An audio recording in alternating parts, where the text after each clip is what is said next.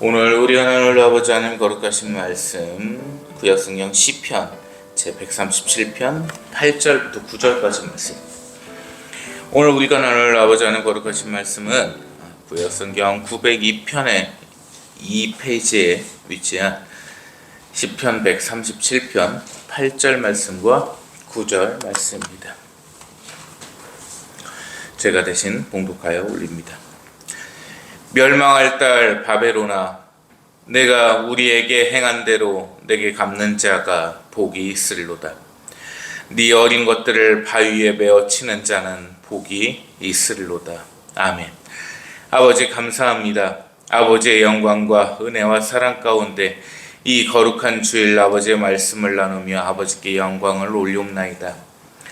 지난 한 주 보살펴 주신 은혜에 감사해서 보살펴 주신 사랑의 영광을 올리며 이 시간 아버지의 말씀을 나누오니 이 나눠지는 말씀 가운데 은혜 위에 은혜를 부으시어 주셔서 아버지께 나아갈 수 있는 한 주로 만드시어 주시옵고 이 한 주 아버지의 영광 속에서 살아갈 수 있도록 역사하시어 주시옵소서.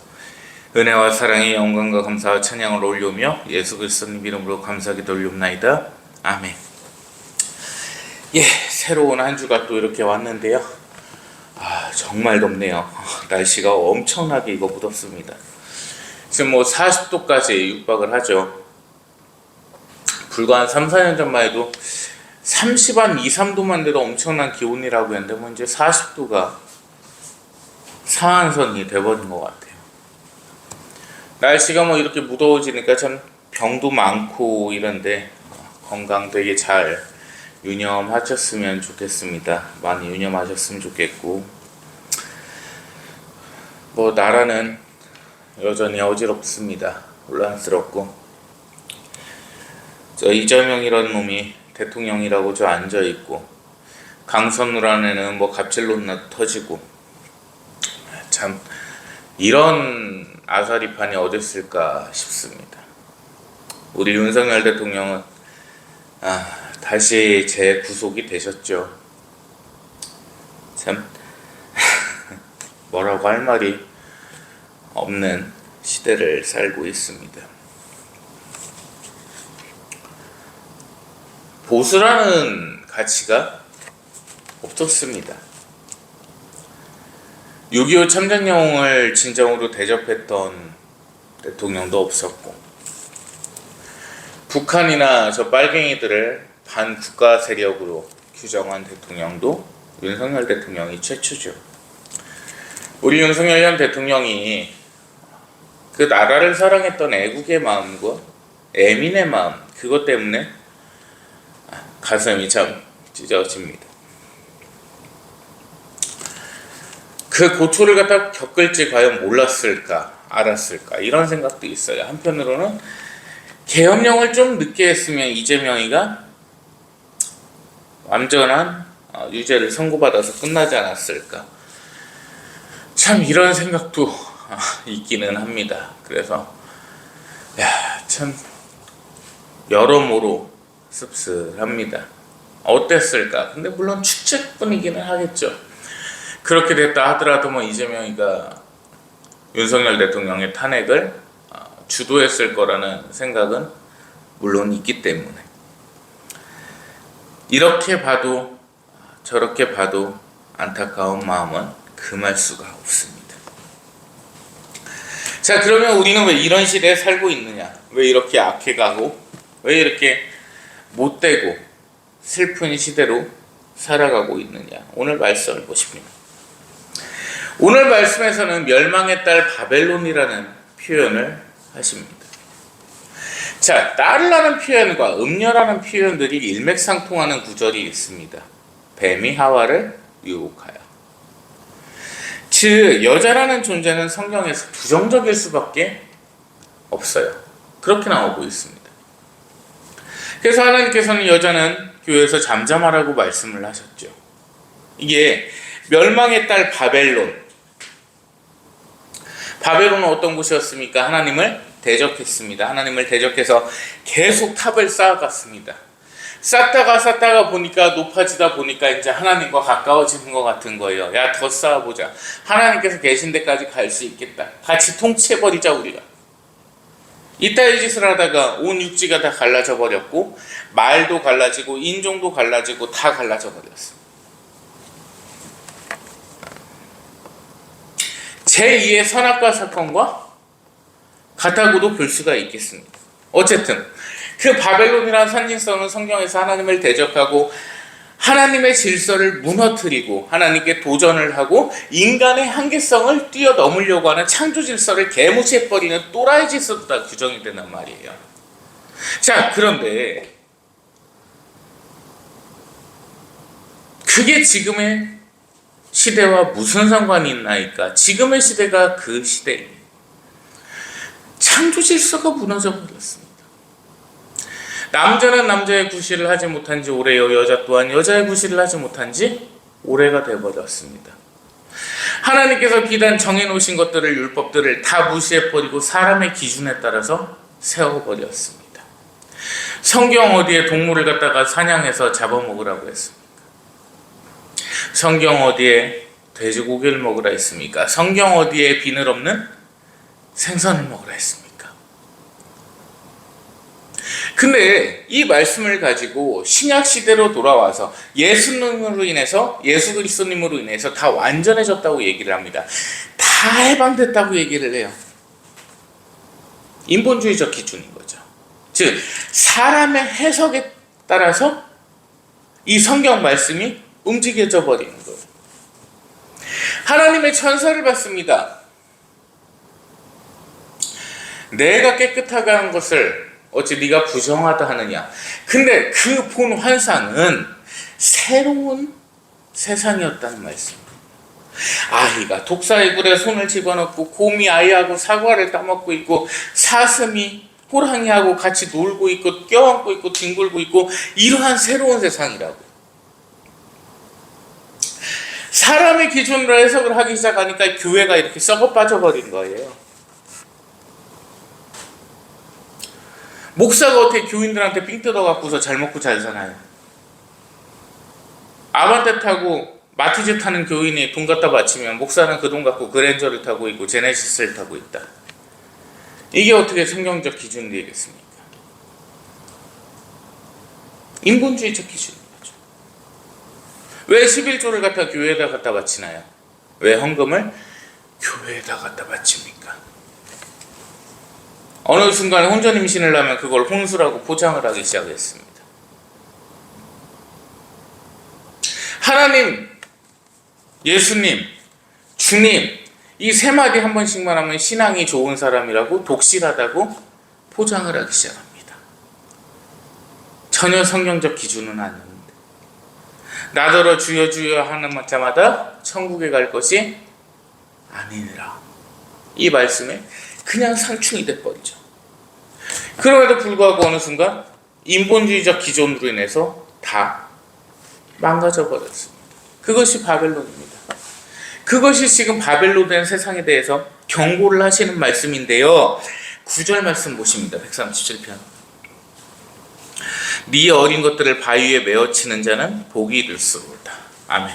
자, 그 창조 질서가 무너진 세상 속에서 태어나는 애기들 있죠. 걔들은 결코 복 받은 애들이 아니에요. 걔들은 어떤 애들입니까? 저주받은 애들입니다. 태어나봐야 아무 의미가 없어요. 하나님께 영광을 돌리는 게 아니라 하나님을 대적하는 바퀴벌레 새끼들일 뿐입니다. 시편의 저자는 이렇게 말씀하십니다. 그 어린 것들을, 네 자식들을 돌에 메어치는 자마다. 뭐 진짜인지 아닌지는 모르겠습니다만 증거가 없으니까 증거가 말뿐이라고 못 믿겠는데, 제주 4.3 사건 때 2살짜리 애를 갖다가 뭐 바위에다가 막 이렇게 메어 쳐가지고서 피해를 입었다니 뭐 그런 소리 나오던데, 뭐 못 믿겠습니다. 증거 없으니까. 무튼 그렇게 치어 죽이듯이 뭐 얼마나 끔찍하죠. 솔직히 어린애를 갖다가, 그 조그만한 애를 갖다가 뒷발 잡아가지고 바베큐 굽는 것도 아니고 뒷다리 이렇게 잡아가지고서 돌에다가, 끔찍하죠. 근데 그렇게 치어 죽이는 자가 복이 있다고요. 왜? 악이니까.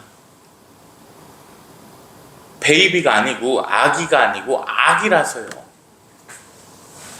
악의 새끼니까 당연히 그렇게 죽여야죠. 그러면 그 애기는 어디서 태어나왔냐? 창조 질서를 거슬른 자들의 후손이라는 말씀이에요. 그게 지금 오늘날의 세상이다. 그러면 왜 사람이란 존재는 그거밖에 되지 않느냐? 사람은 원래 악하니까요. 인본주의적 기준이 너무 잘못된 게 뭔지 아십니까? 사람은 정말 별 존재가 아니에요. 그냥 창조된 창조물인데 하나님께 영광을 돌려야 되는 존재인데 그조차 하지 못하고 있는 아무것도 못하는 등신 같은 존재입니다. 한마디로. 안타깝지만 그 근거되는 말씀을 볼까요? 열왕기하 2장 말씀 보겠습니다.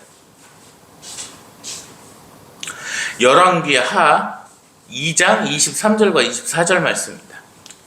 아유, 땀이 줄줄 흘러요 이거. 열왕기하 2장 23절과 24절 말씀입니다. 제가 봉독하여 올리겠습니다. 잘 들으십시오. 엘리사가 거기서 베델로 올라가더니 그가 길에서 올라갈 때에 작은 아이들이 성읍에서 나와 그를 조롱하여 이르되 대머리여 올라가라 대머리여 올라가라 하는지라. 엘리사가 뒤로 돌이켜 그들을 보고 여호와의 이름으로 저주하며 그 수풀에서 암곰 2명이 나와서 아이들 중에 42명을 찢었더라. 아멘. 하도 이재명이 때문에 찢었다는 단어만 나오면 좀 그래. 대머리 그 놀리는 거 가지고 이렇게 얘기하잖아요. 하면 안 돼요. 그 사람은 많아요. 제 친구 동생이 저 이제 그때 현대 다녔던 시절에 그 친구가 89년생인가 그랬어요. 얘가 되게 잘 돼갖고 하이닉스에 붙었어요. 붙었는데 출근을 해야 되잖아요. 근데 이 친구가 이제 남동생이었는데 친구애는 대학 동기라 여자였고 얘가 이 머리가 없어 그 흑채를 뿌리고 다녔단 말이에요. 저도 한 2번 정도 얼굴 봤는데 여기가 폈어요. 이만치가. 걔가 이제 흑채를 뿌리는데 첫 출근한 날 흑채를 잊어버린 거예요. 어디다 두고 왔는지. 걔 여기가 비어있잖아요. 걔 못 가겠다고 직장을 포기를 했습니다. 그 좋은 직장을. 그러니까 이 사람들한테는 대머리들한테는 그게 커요. 엄청 커요. 그래서 혹시라도 말씀드리는데 진짜 장난이라도 뻗거라고 한다든지 야 뻗거야 뭐 이런다든지 이거 진짜 대머리 같은 거 얘기하지 마세요. 엄청 심해요. 그래서 뭐 장애가 있는 것도 아니고 빠지고 싶어서 빠졌겠어요. 막말로. 그 어떻게 신체 특징 중에 하나인데 그분들한테 절대 이렇게 비하하는 말씀 하시지 마십시오. 뭐 장애인한테 병신이라고 한다고 뭐라고 한다는데 그 전장면 보세요. 그 욕하게 만들잖아요. 보니까. 근데 그 대머리인 분들한테는 그렇게 하실 필요 없어요. 가끔 보면 특히나 좀 그래 교회에서 이렇게 뵈면은 조명 이렇게 전도색 조명 있으면 여기가 엄청 빛나신단 말이에요. 그래서 저 전도사 때도 좀 많이 웃음도 나오고 참느라고 되게 혼났는데 그렇게는 하지 마세요. 놀리고 하시면 안 됩니다. 뭐 웃음 나는 거야 어떻게 하겠어요. 솔직히 이렇게 참으시고 하면 되는데. 자, 다시 돌아가서 본문 말씀 뭐냐면 엘리사 선지자님이 베델로 올라가시는데요. 애새끼들이 나와가지고 놀립니다. 선지자님을. 이 엘리사 선지자님께서 머리가 없으셨단 말이에요. 가운데 올라가시는데 원문대로 보면 그래요. 이 엘리사 선지자님의 정수리가 비었더라 이렇게 나와 있거든요. 그래서 올라가는데 이게 애들이 동네 애들이 나온 거예요. 악한 애들이지. 그래. 야 대머리야 어디 올라가냐 이렇게 한 거예요. 그러니까 대머리 어디 가냐고 대머리야 빨리 올라가라 이렇게 했어요. 하나님의 사자한테. 참 이게 말이 안 되는 겁니다. 엘리사 선지자님에 대해서. 어린애들이 엘리사 선지자만 그 쉽게 음역을 하면 이거예요. 좀 그나마 좀 정제되게 절제되게 해서 이 표현이지, 원문대로 그냥 말씀드리면 그 당시에 조롱 언어라고 했거든요. 야 뻗거야 올라가라, 뻗거야 올라가라, 이렇게 한 거예요. 자, 그 엘리사 선지자님 뒤를 보니까 애들이 그러고 있으니까 그들을 아버지 하나님의 거룩하신 이름으로 저주해 버렸습니다. 살 가치가 없는 쓰레기 존재들, 그 애들을 그렇게 저주해 버리셨어요. 그때 수풀에서 갑자기 여자 곰이 둘이 나왔습니다. 하나님의 명령을 받은 거예요, 그 곰들이. 그 여자 곰 둘이 나와서, 왜냐하면 충분히 여자 곰의 그 힘으로도 감당이 되는 거예요. 찌는 게. 꼭 남자가 아니더라도. 그 아이들 중에 42마리를 찢어버렸습니다. 찢! 곰찢. 찢었어요. 다 죽었겠죠. 곰짓을 했습니다. 아짓이라고 해야 되나? 무튼 그 어린애들이요, 하나님의 명령을 받들고 베델로 올라가는 그 선지자님을 놀린 겁니다. 야 뻗거야 올라가라, 뻗거야 올라가라. 그러니까 부모라는 새끼들은 어떤 새끼들일까요? 감히. 자, 그러면 이 사건으로 봅시다. 열왕기하 2장 사건으로 보면요, 사람은요 곰한테 찢기는 존재예요. 이길 수가 없어요. 즉 사람이 무슨 위대하고 뭐 만물의 영장이라는 헛소리를 안 그래요. 처음엔 그랬지. 처음에는 에덴 동산에서 하나님께서 아담과 하와를 창조하셨을 때 사람은 오직 하나님께 영광을 올릴 수 있는 존재고, 오직 영을 가진 존재고, 오직 선만 있는 존재였습니다. 동물을 다스릴 수 있는 권한이 있었습니다. 곰한테 얘기합니다. 야 사과 그만 먹고 저기 가갖고서 좀 물 깃는데 같이 도와주라고. 알았어, 이것만 먹고. 이럴 수 있는 존재였어요. 뱀한테도 가갖고 아우 생긴 게 어째 그렇게 생겼니, 야 이거 열매 그만 먹고 일로 좀 와봐. 그럴 수 있는 존재였어요. 귀여운 사슴한테 가갖고 뿔 잡고서 얘를 따라와봐, 이런 뿔 놔 빨리, 이러고 있었던 존재였습니다. 다 다스릴 수 있는 존재였어요. 사람이 위대했습니다. 그런데 선악과 타락 사건 이후로 사람은 이 동물보다도 못하게 됩니다. 말씀이 상충이 되잖아요. 배치가 되잖아요. 다스리려고 하셨는데 곰한테 찢겨요. 뱀한테 속아요. 그 모기 있죠, 이만한 모기. 그거에 물리면 죽어요, 말라리아에 걸려서. 상충되잖아요. 무슨 동물을 다스려요. 말벌, 이만한 말벌 있죠. 장수말벌 커봐야 얼마네요. 저희 집에 말벌주가 있는데 이만합니다. 소리는 겁나 커요. 여름 됐으니까 이제 벌초들 하러 가시잖아요. 금초하러 가는데 팁을 하나 드릴게요. 말벌 구분법. 어디서 벌소리 난다 이러면 그냥 꽃벌이에요. 꿀벌. 걔들은 그냥 놔두면 돼. 안 물어요. 어디서 야 큰 벌소리 난다, 말벌인가? 이러면 꽃등이에요. 좀 크네. 걔한테 뭐 물린다고 죽진 않습니다. 야 씨 말벌인가 보다 이러면은 뭐예요? 땅벌이에요. 그 땅벌 제가 물려봤는데 크게 아프진 않아요. 신용카드로다 이렇게 침만 잘 빼면 돼요. 그리고 찬물로 몇 번 닦으면 괜찮아집니다. 근데 그 뭐라고 해야 될까? 신체 조건에 따라 다른 거지. 우리 좀 연세 드신 어머니들 물리셨다고 저처럼 찬물로 그러시면 안 돼. 바로 병원 가셔야 돼. 큰일 납니다. 젊은 사람하고 달라요. 무튼 야 어디 말벌이나 보다, 이거 엄청 큰 소리 난다. 그러면은 그냥 일반 말벌이에요. 그거 물린다고 해서 뭐 큰 해를 입진 않습니다. 병원에서 링거 하나 마시면 돼.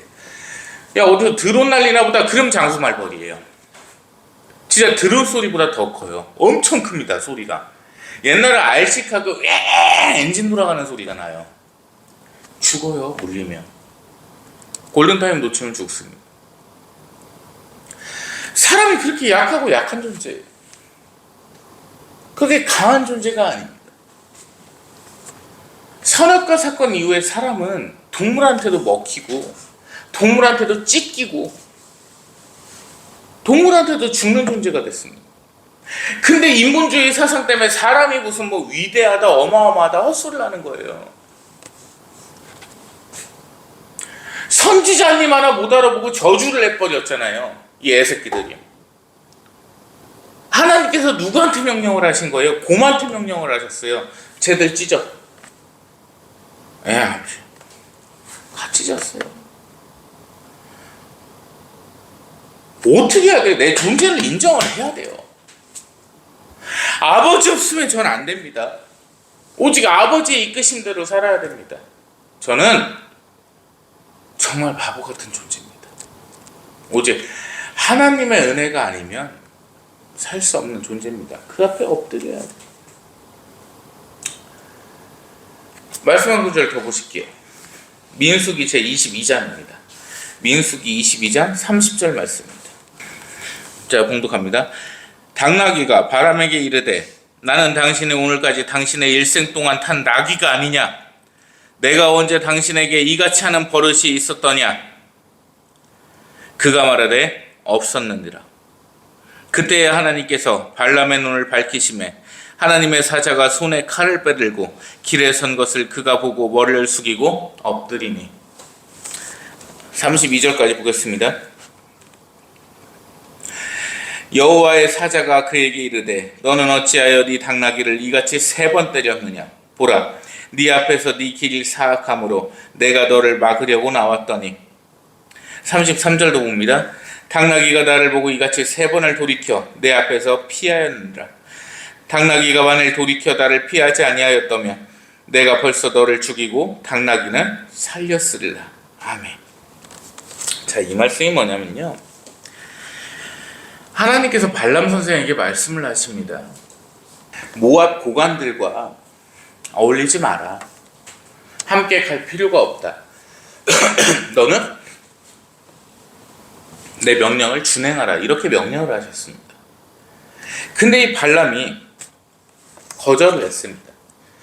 타고 다니는, 지금으로 따지면 승용차죠. 당나귀가 있었는데 얘를 타고서 갔는데 당나귀가 앞에를 보니까 누가 계셨어요? 하나님의 사자께서 칼을 빼들고 계십니다. 그 이유가 무엇이냐? 내가 가지 말라 하지 아니하였느냐? 네가 왜 가느냐? 내 명령을 왜 어기느냐? 말씀하시면서 칼을 빼들고 계십니다. 당나귀는 봤어요. 하나님 사자시네 하고서는 돌립니다. 발람이 당나귀를 때립니다. 야, 안 가? 안 갈래. 때려요. 가자고. 안 가. 또 때려요. 가자. 동물 학대 사건이 발생합니다. 자, 그런데 당나귀를 때리니까 당나귀에게 하나님께서 말을 하게 하십니다. 사람보다 나은 거죠. 그 당나귀가 뭐라고 하냐면 발람한테, 너 나랑 평생 있었던 애 아니야? 맞아. 근데 어떻게 나한테 이따위로 버릇없게 하냐? 이따위 버릇이 있었냐? 말씀에 나오잖아요. 버릇이란 단어가 나와요. 사람이 당나귀한테 이따위로 하는 버릇이 지금까지 있었어? 없었어. 근데 이따위로 해. 당나귀가 이렇게 얘기를 합니다. 그때 하나님의 사자께서 개입하시는 거예요. 야, 당나귀가 아니었다면 내가 너를 죽이고 이 당나귀는 살았을 거야. 왜 네가 내 명령을 어기느냐? 그러니까 발람이 그때 정신이 화들짝 드는 거예요. 왜? 정신이 들 수밖에 없죠. 갑자기 당나귀가 말을 하지를 않나? 정신 이렇게 차리고 보니까 앞에 칼든 하나님의 사자께서 계시기도 하고 정신이 확 드는 거예요. 그냥 그 앞에 엎드립니다. 이런 존재예요. 재밌는 거 말씀드릴까요? 사람은 하나님의 명령을 어긴 경우가 어마어마 많습니다. 뭐 말로 설명할 정도가 안 되죠. 동물은 안 그랬어요. 그 곰 둘한테 아이들 40명을 찌질하니까 곰짓을 그대로 했거든요. 당나귀도 하나님의 사자께서 계신 것을 보고 가지 않았습니다. 그대로 말을 듣습니다. 당나귀에게 말을 하라고 하셨을 때 당나귀가 욕을 하질 않았습니다. 당나귀에게 하나님께서 명령하신 거예요. 네가 말을 하되 저 발람을 네가 일깨우거라. 사람 같으면 말하기로 하자마자 그냥 바로 욕하라겠죠. 이런 쌍놈의 새끼가 지금까지 태워준 게 얼만데 이 개. 내 감정부터 풀겠죠. 당연한 거 아니에요? 왜 3번이나 때렸잖아요. 너도 세대 맞아봐 이 새끼 하고서. 그렇게 안 했어요. 조금조금 말로 합니다. 왜? 아버지께서 시키셨으니까. 이따위 버릇이 뭐 이거 어딨냐 너 도대체. 동물은 순응을 해요. 사람은 안 그래요. 그러면 이걸 갖고 학자들이 뭐라고, 일부 학자들이 쓰레기 발언을 하는데 뭐라고 하냐. 동물은 자유의지가 없고 사람은 자유의지가 있대요. 헛소리입니다. 동물이 맘대로 할 수 있는 게 없어요? 아니요. 사람보다 더 자유도가 높습니다. 키우는 강아지를 갖다가 잘 교육을 시키고 이거 싫어하는 소리 나는 리모컨 눌러대니까 그나마 걔들이 안전인 거지. 야 오늘부터 니들 세상이니까 니들 맘대로 다 놀아. 그러면은 집이 어떻게 되겠어요? 집이 없어지겠죠.